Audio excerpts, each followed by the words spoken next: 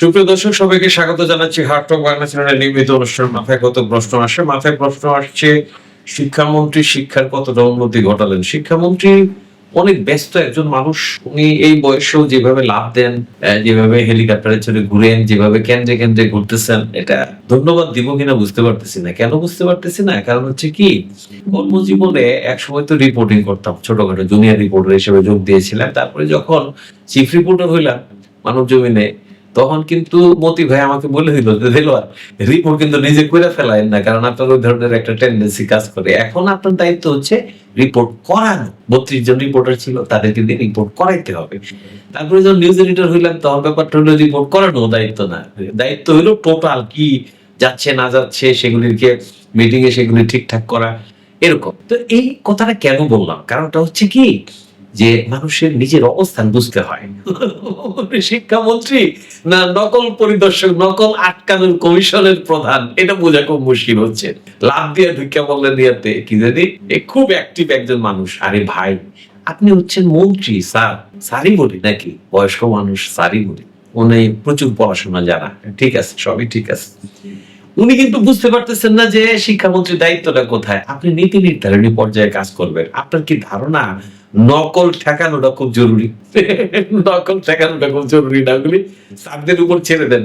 এখন আপনি বলবেন স্যাররা তো কাজ করতেছে না, তাইলে বাংলাদেশে যে লক্ষ লক্ষ স্কুল কলেজ আছে সেগুলিতে আপনি দৌড়ে দৌড়ে পারবেন এই বয়সে? এটা কি হয়? আপনাকে একটা নীতি নির্ধারণ করতে হবে। স্কুলে পড়াশোনা হচ্ছে কিনা, স্কুলের স্যাররা ক্লাসে পড়ান কিনা, স্কুলের স্যাররা কোচিং কেন করে, এই শিক্ষা ব্যবস্থা যে কারিকুলাম অনুযায়ী সরকার পাঠ্যপুস্তক দেয়, এত সুন্দর পাঠ্যপুস্তকের পরেও একজন ছাত্রকে কেন কয়েক হাজার টাকার বিনিময়ে গাইড বই কিনতে হয়, এটা বুঝে কারিকুলামে কি থাকবে না থাকবে সেই জিনিসগুলি নির্ধারণ করেন, যে কারিকুলামটা এইভাবে হবে, ঠিক মতো হচ্ছে কিনা, 71-এর যে স্বাধীনতা সেই জিনিসগুলি আছে কিনা, 24-এর জুলাই আন্দোলনটা সঠিকভাবে অন্তর্ভুক্ত হলো কিনা, এই বিষয়গুলি স্থির করেন। বছরে বছরে কারিকুলাম চেঞ্জ করে শিক্ষার্থীদের মনে করেন মাথা আউলায় দেওয়ার পদ্ধতি, যেটা আওয়ামী লীগের আমলে ছিল, পরবর্তীতে এগুলি ঠিক করেন, যে না একটা নীতি নির্ধারণ করেন।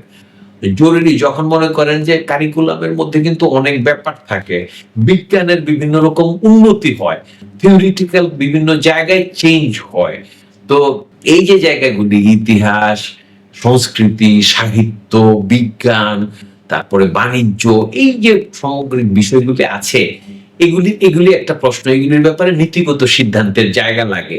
আরো একটু বলি, সেটা হলো যে এই দেশের শিক্ষা ব্যবস্থার মধ্যে একটা হযবরল অবস্থা আছে।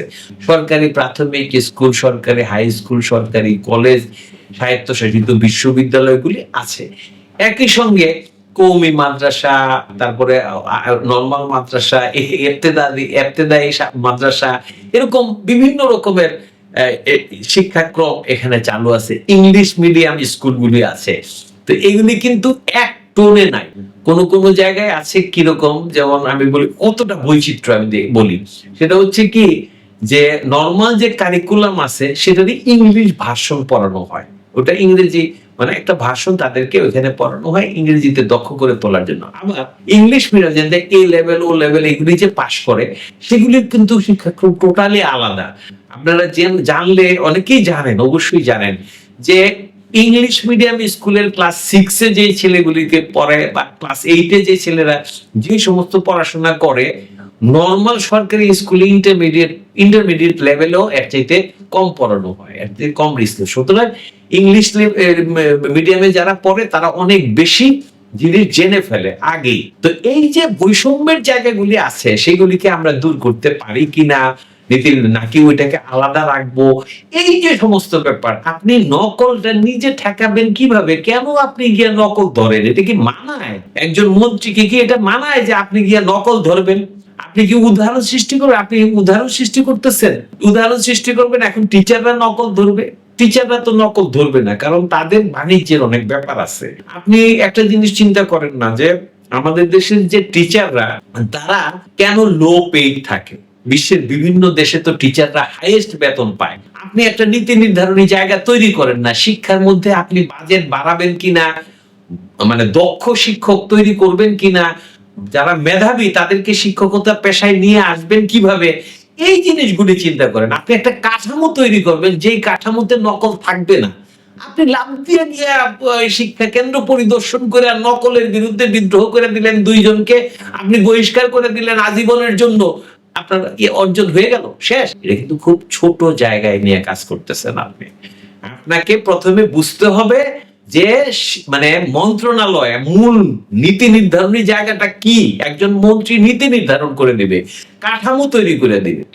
এটা কিন্তু অনেক কঠিন একটা কাজ। দীর্ঘদিন যাবত আমাদের শিক্ষা ব্যবস্থার মধ্যে নানা রকম গলদ তৈরি করা আছে। সেই গলদগুলিকে চিহ্নিত করেন, যারা স্টেক হোল্ডার তাদের ভিতরে আপনি যেমন অপরাধীর মানসিকতার লোক পাবেন, আবার ভালো শিক্ষকও পাবেন যারা এই পরিস্থিতির জন্য তাদের মন কাঁদে।